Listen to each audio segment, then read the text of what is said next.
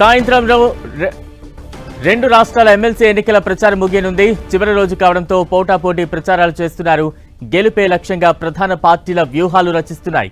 ఈ నెల 27న ఎమ్మెల్సీ ఎన్నికల పోలింగ్ జరగనుంది.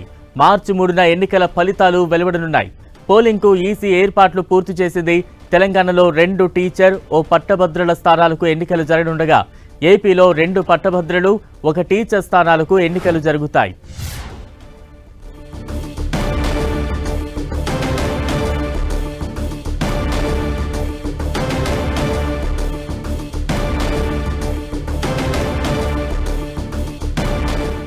నేటి సాయంత్రం ఎమ్మెల్సీ ఎన్నికల ప్రచారానికి తెరపడనుంది. దానికి సంబంధించిన బ్రేక్ న్యూస్ మనం చూస్తూ ఉన్నాం.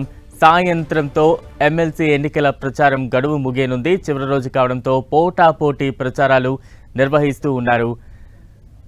గెలుపే లక్ష్యంగా ప్రధాన పార్టీలు ప్రతివ్యూహాలతో అడుగులు ముందుకు వేస్తూ ఉన్నాయి.